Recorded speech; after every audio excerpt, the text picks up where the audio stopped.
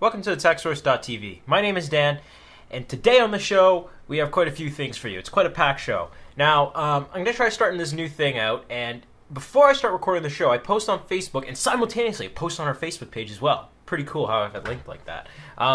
Basically, I'm going to do a small Q&A section, answer a few questions within a couple minutes near the end of the show. I want to try to involve you guys more in the show, so let's start answering some of your questions on the show. So just some quick, simple questions, PC advice, anything like that. We'll answer it right on the show. So we're going to try to do that weekly. It's a new cool segment we're going to have. So I'll be posting that probably 10 minutes before the show, but as you know, the shows, we film them on Saturdays, so try to get your questions in by Friday night. All right, so on to the news. The news this week, got a few things. We got about 8 different stories here. So we got the new NZXT Respire T20 and T40 CPU coolers. Now this is I think a first, actually having the products the week they came out. Actually, they came to my house the day they were announced. I was like, in the mail, I'm like, oh, what's this? Oh, cool. Anyways, Black Ops 2, if you aren't familiar, it came out, and on the PC version, they have a bit of a slip-up, and I'll talk about that. GTA Vice City, now it's a bit of an older game. It's now got pulled from the shelves, and there's a reason behind that.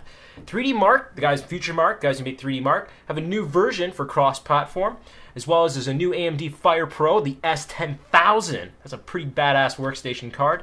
And as well, IE10 release preview is now out, so you can go download that, along with DirectX 11.1.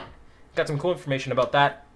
And the AMD, not the AMD, but the Microsoft, let's scratch AMD, put Microsoft in there, Surface tablet is having a little bit of a trouble, and it's in a bit of a lawsuit.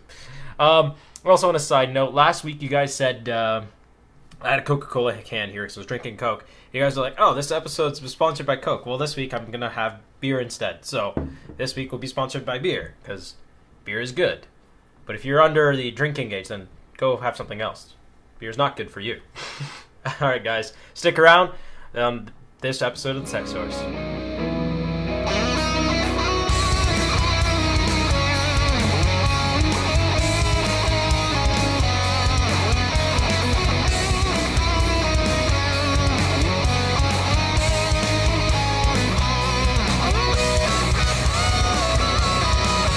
Alright guys, so this week NZXT released 2 new CPU coolers. So that's 4 new coolers in the past, I said, say month. That's pretty insane. So they've announced their water coolers. And for some of you guys who are asking, where are the reviews at? Right now there's no reviews out because I don't think any reviewers have them yet.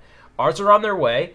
We will be getting them shortly. I was told near the end of the month. So hold off, those will be coming soon. But in the meantime, to keep you at bay, we do have their new Respire series. We have their T20, which is a single fan, 120mm, direct heat pipe touch with 3 heat pipes, one being 8mm and the other 2 being 6mm. Now this is a pretty cool CPU cooler. You can do push-pull configuration on it as well, but in the box it does not include the brackets for push-pull on this one. Now there's the T40, which is a bit bigger, has an extra heat pipe, so each heat pipe is actually, there's 2 8mm heat pipes. Actually no, all the heat pipes are 8mm, correction. All 8mm heat pipes on this bad boy, and they're direct heat pipe touch as well. It comes with a black braided cable, just like the T20, which is awesome. So black braids, black plug, very sharp. White fan, which is nice, spins up to 1800 RPM as a max RPM. Comes with the brackets to include a second fan on the back. So what I'll do is when I review it, I'll just pull the fan off here, plop it on the back, and we'll review it with push-pull configuration, and the same with this. And then when I go to test it, as well as we'll try different fans as well, just to see if we get any performance improvement and seeing how good the stock configuration is. Generally, NZXT puts pretty good fans on their units. Definitely I found that out with their Havoc cooler. So it's a pretty unique cooler. I'd say I don't know exactly how it slots between the Havoc 140, but we'll see how it is. We're going to compare it against the Havoc 140 as well, which is their other CPU cooler. But it's a pretty nice cooler. It's pretty compact considering the T20 is a lot smaller. If you are looking for one, I'd say this is a pretty good one to look for, but I haven't reviewed it yet, so so far first impressions are good. So the review will be out tomorrow, and the unboxing will be out tomorrow, and then the review will be out shortly. So stick around for that, guys. But this is the T40 and the T20 CPU coolers from NZXT. So Call of Duty, a game that, well, I'm not too fond of anymore after pretty much Call of Duty 4. after that, I just kind of really lost interest because the game turned out being a rehash of the same game. Now, I played World at War, whatever the one was after Call of Duty 4, which is World War II again, which was pretty awesome. And then I played that was the first one to have zombies. That was pretty cool. And then I played Modern Warfare 2. I have that as well. I got it for free with a video card. It's all right. And then after they came out Black Ops and Black Ops 2 and Modern Warfare 2 or whatever, 3, it's the game now it's became a yearly franchise, kind of like hockey games and sports games. Facebook, shut up. Why every time I record you have to talk? So Call of Duty, as you guys all know, it's a massive game. Tons of people like it. I'm not a big fan of it because I don't like games that come out every year and they rehash the same game pretty much. I might get a bit of hate for that. But if you guys bought it on PC and you bought the retail version, you went to go install it, some of you might have noticed that your second disc was actually Mass Effect 2, and you probably would have went, "Dufa?" And so it's kind of messed up. And I guess the house that burned the games must have mixed the discs up. So now the guys over at Mass Effect are saying, "Hey, we'll just give you a free copy of Mass Effect, and if you bought it on Steam, then you don't have this issue. So go Steam for not screwing up." But whatever, I guess things happen. That really sucks to say you wanted to play it that night, the day you waited in line for like 5 hours, and you're like, "Oh, I want to play Call of Duty," and then you couldn't play it. And the game just went troll at you. So it does suck, but I wouldn't doubt Activision and whoever the new publisher is now, it's no longer Infinity Ward, they're working with, they're probably going to sort this all out and get everyone their proper games back. And I wouldn't doubt some people probably went back to the store and be like, "Yo, this second disc doesn't work, get me another copy."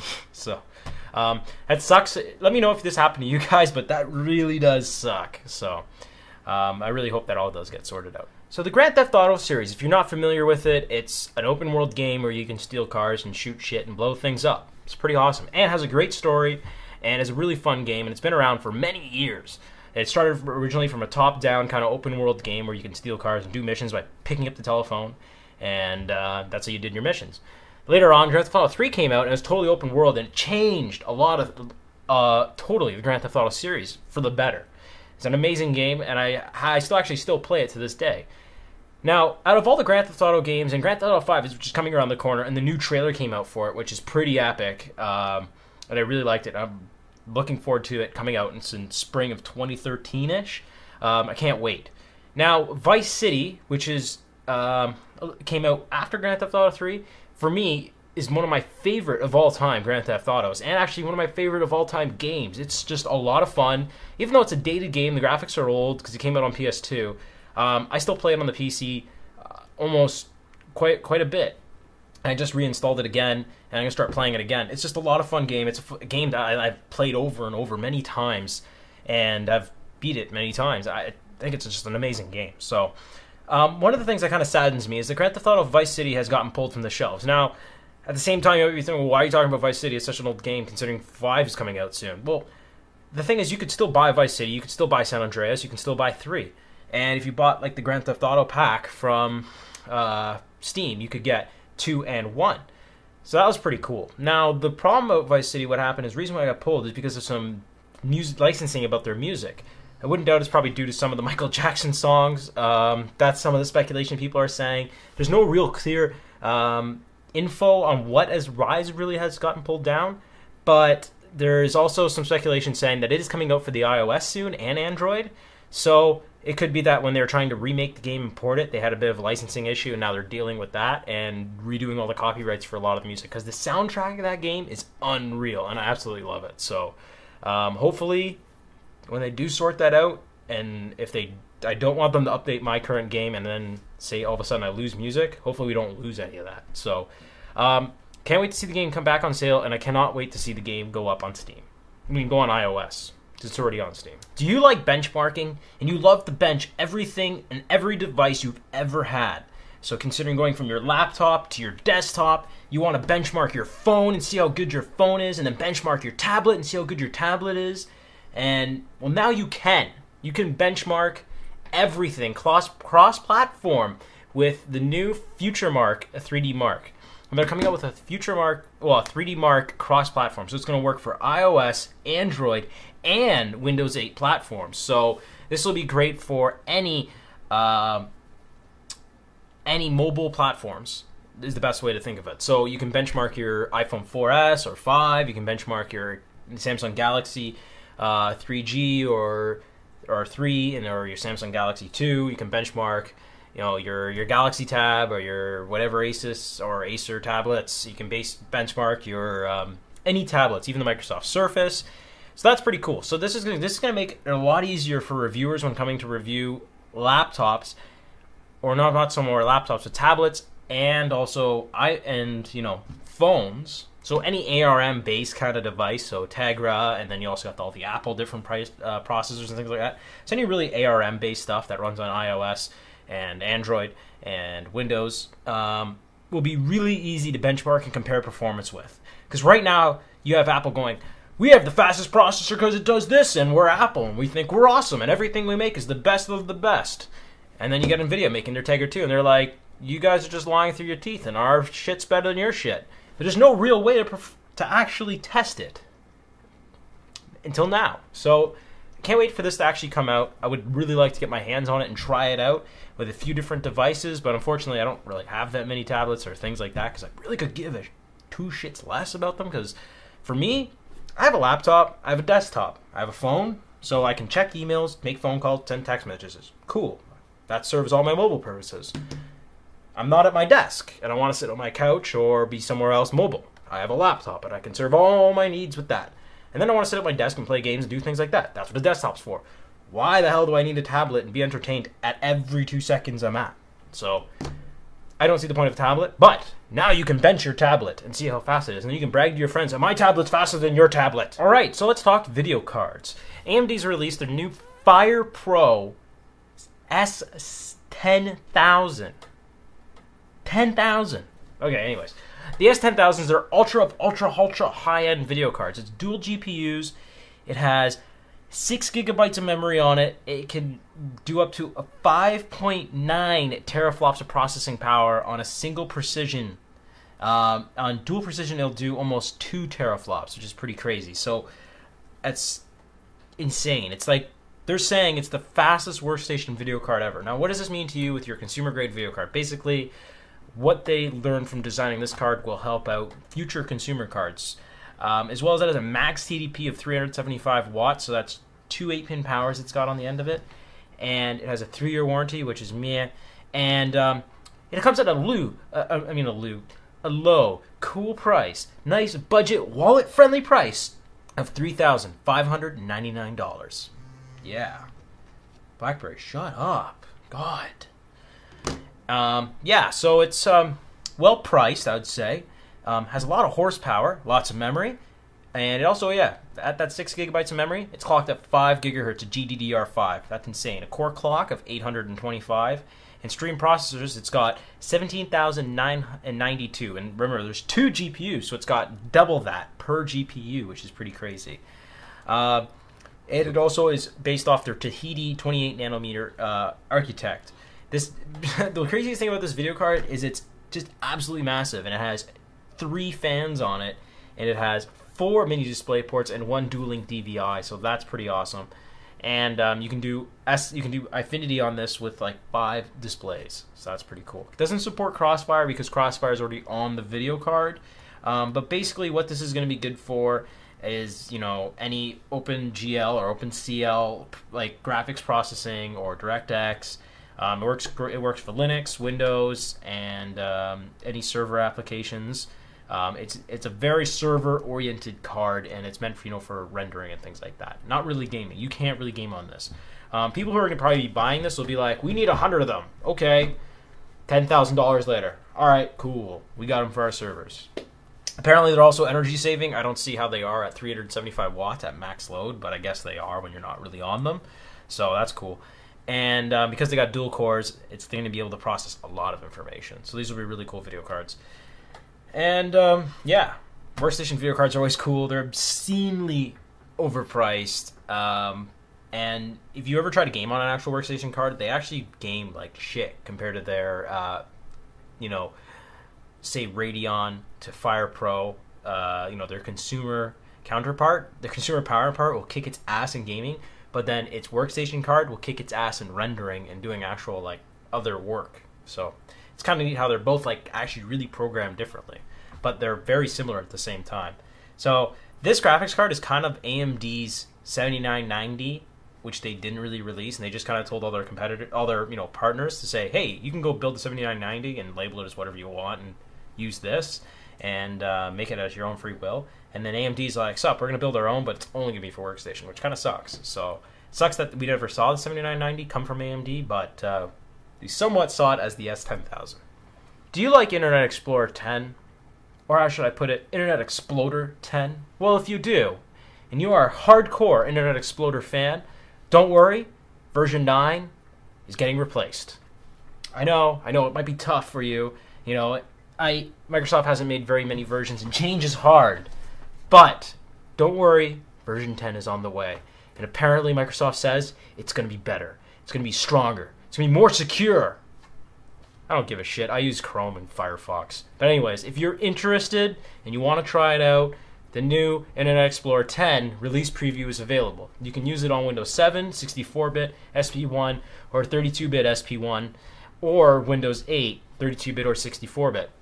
It's only available on these two operating systems, so if you have Vista or XP, you're kind of shafted.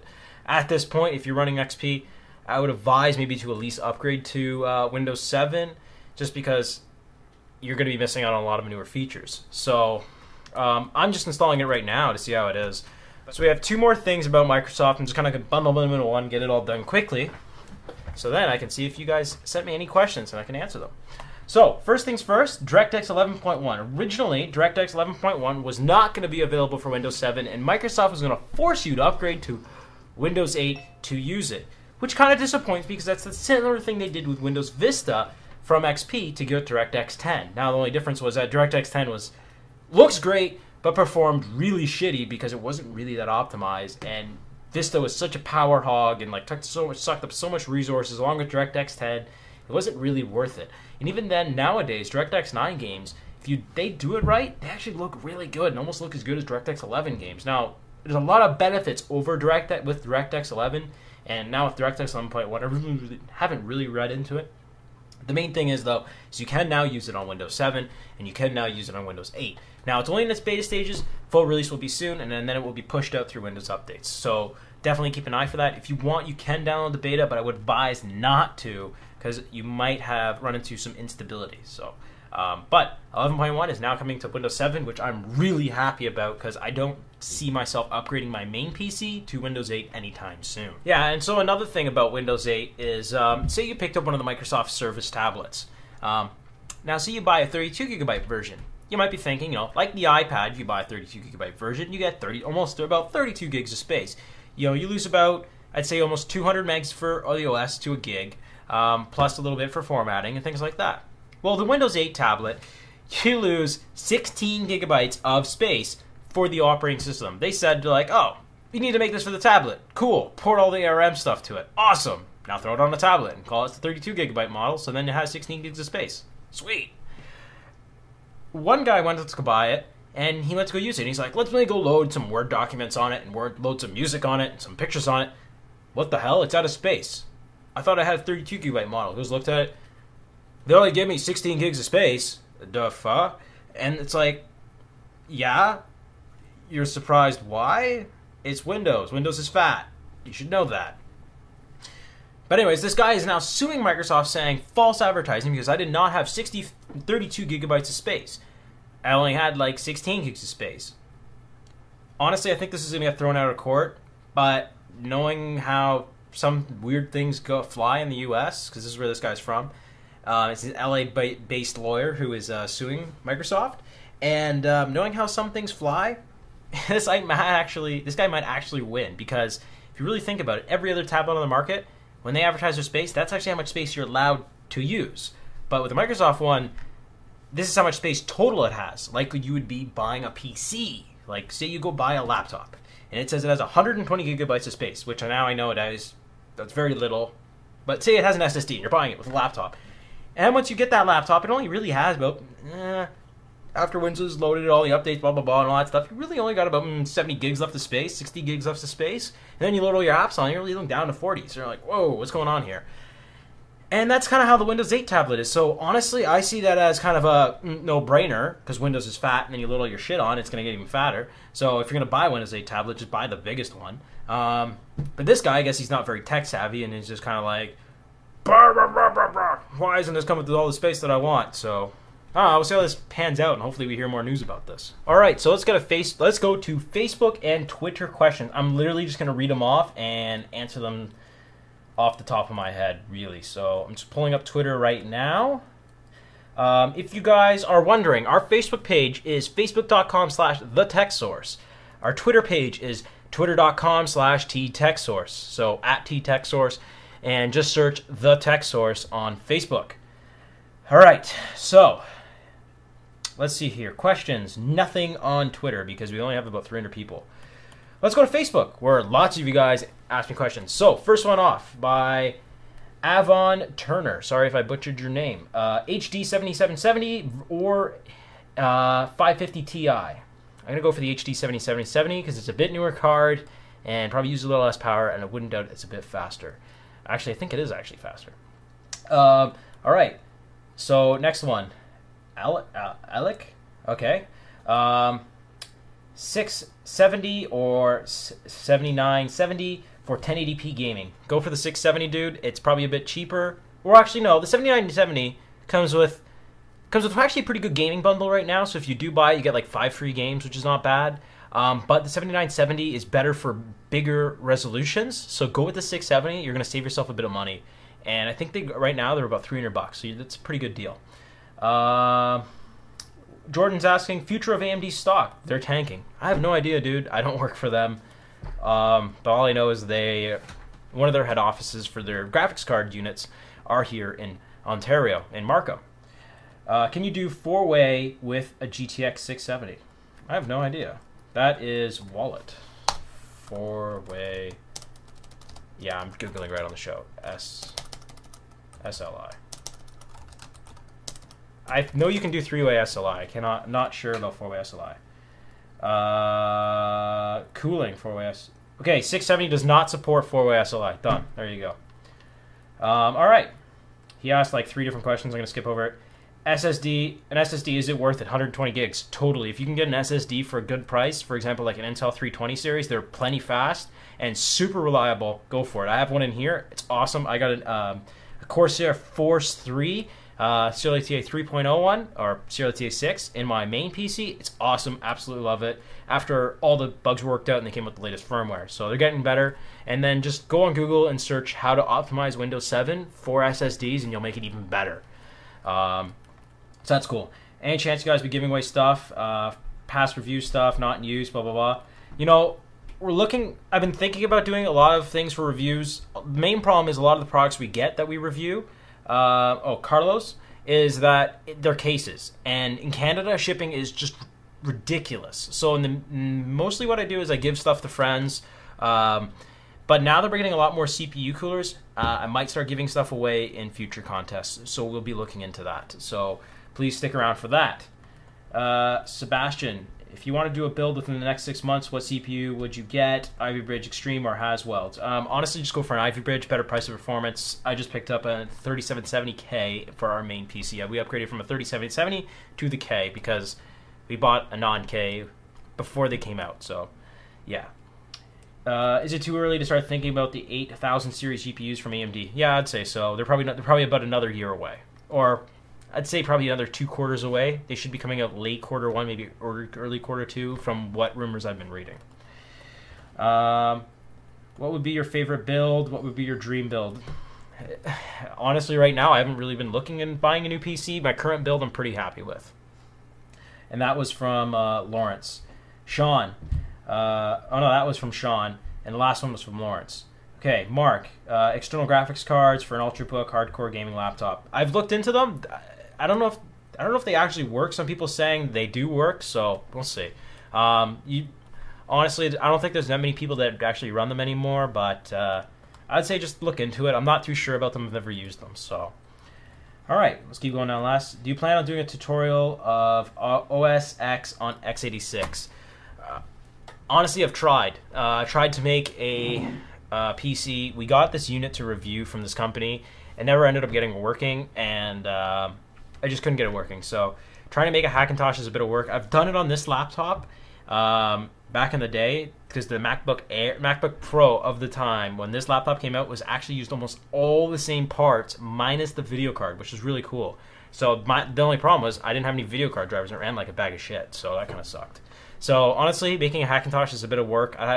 The best way to do it is if I went out and bought all the parts that we needed and built one from scratch. I've seen motherboards.org do it in the past, so honestly, just go check out their video. I don't think I'll be doing it anytime soon just because of price. All right, is it worth getting two 7970s on Black Friday or waiting till the 8970 is to be released? Honestly, two 7990s would be pretty badass, and if they're on a great price on Black Friday, and this is from Anthony, dude, just go for that. All right, Mark, do you think Windows 8 SP1 will lock down the bootloader? Not sure, man. SP1 isn't out yet. All right, Joe, when do you think AMD will release their next generation of graphics cards? Not sure, but from what I'm looking, is not very far away from currently. Wait, let me rephrase that. That doesn't make any sense. They're not that far away. From rumors, as I said before, I'd say early next year. Why, Trevor, why are you guys awesome? I don't know. I'm not trying to be awesome. I guess we just end up being awesome. Is spending the extra money on a WD Black worth it over a standard blue and green drive? All right, this is from Anthony. I want to explain this. I get a lot of people send us builds and asking a question saying, hey, is this build cool? And I don't mind when you guys send us builds. I try to get back to you as fast as I can. Honestly, sometimes it takes us up to a week to respond to your questions. We just get too many. And that, we're just busy with our personal stuff. So don't feel bad if you don't get a response instantly. So if you send us a build and you're like, hey, this is my build. I got all these parts, and what do you think of it? I get a lot of people putting in WD green drives or Seagate, the low power drives, because they're the cheapest. And I get that. You're trying to save money, and a drive's a drive is a drive. They're all the same. Actually, they're not. The WD green drives are designed to be storage drives, not a boot drive. A WD blue drive can be a boot drive, but it's a little more expensive, and it's not very fast. I'm having the issue right now at work where our Dells we're buying are coming with WD blue drives, and I'm experiencing that they're not that great. And we're upgrading PCs now to SSDs because of that. Honestly, what I'd recommend, just get the proper drive out of the hold, buy a WD Black, and it's an amazing drive. It boots very fast. If you can afford it, buy two and raid them. If not, buy one later on, buy an SSD, use the WD Black as a data drive / where you store your games, and use the SSD as your boot drive. That's how I got it set up, and I absolutely love that setup, and I recommend that to anyone. A WD Black is a solid hard drive to go buy if you want a boot drive, or really anything drive. It's solid and it's reliable, and it works great. I've had mine for over 3 years. So, all right, Mark, Dan, what's your opinion on hundreds of people waiting outside of a store, waiting for 12 hours to get a deal on Black Friday? Are you one of them? Honestly, the only time ever I wait out of a store is grand opening sales, because they're pretty good. I've gone to a few. For example, NCIX, Canada Computers, that were here local. When NCIX opened up their Markham stores, I went to both of their grand openings. I got a deal on a G27 steering wheel for I think $199, which is totally worth waiting. And also got to meet Linus, so that was kind of cool, and talk to him for a bit. But that was way back when the tech source was tiny, so he somewhat knew who we were, but at the same time, he's just like, cool, whatever. And but yeah, we're still small. So anyways, honestly, waiting on a store for 12 hours, I think it's a bit insane. You see a lot of the guys do it for iPhones. I think that's just obscene. Waiting in line is not really worth it, especially for Black Friday. I hear it's insane. Here in Canada, it's starting now. In the past couple of years, they've been trying to push Black Friday up here. In the US, I know Black Friday is absolutely ridiculous. I would never go there to go to Black Friday to get some of the deals. Now, some of the deals are insane. I know. Honestly, I just buy stuff online, sit there with your F5 button, and start refreshing the page like mad until that sale goes live. And that's how I do it on NCIX. I have 3 computers loaded. I sit there with auto refreshes and just hammering their freaking website, waiting until the Christmas sale loads and their Black Friday sale loads, just because they have wicked deals, and I burn way too much money at that store. So, what's the best CPU cooler for less than $50? I know Cooler Master, the Ultra 212, is a really good CPU cooler. I can't remember what the prices on these Respire T40 and T20s are, but if I'm pretty sure this one might be under $50, and I would like to see how this one performs. But I know the Cooler Master Ultra 212 is a very good cooler in the in your lower price bracket. All right, so that was from Blake. Victor, what is the most epic computer case ever made on this planet in your opinion? There's been some. There was one that was made out of a beer keg, which is pretty badass, and it was like an NVIDIA one. There was a Duke Nukem themed one, which is pretty sweet. I think the best one was the desk PC that was in the Cooler Master case mod competition. Now, the guy who made this desk PC built a PC into his desk, and then he's now building another desk PC, which is pretty awesome. So go over to Cooler Master's forum and check it out. It's in there. Or just search the desk PC on Google. You should be able to find it. Or follow Cooler Master on Facebook, because they post pictures of stuff from that forum thread of people modding stuff all the time, and there's always sweet PCs in there. And you guys probably see that on our Facebook page. I post a lot of things from there because I really like some of the stuff Cooler Master shares. It's really awesome. All right, last one. All right, actually, you know what? All right, Duran, I'm thinking of buying a 7950, but I only have a 500 watt PSU, a Corsair CX500. Do you think it will cope? I also have an FX 4100 and mid-end Mobo. Honestly, dude, you might be pushing it a little tight. 500 watt PSU for a 7950, I think that's a bit tight. I wouldn't run it. In my experience, whenever I'm running a high-end gaming PC, I would run nothing lower than a 650 watt power supply up to a 750 watt power supply. Nowadays, with newer stuff using less power, you can run off, you can get away with 650. Honestly, I would upgrade your power supply before getting that video card. So look into getting I'd say a 650 to 700 watt power supply.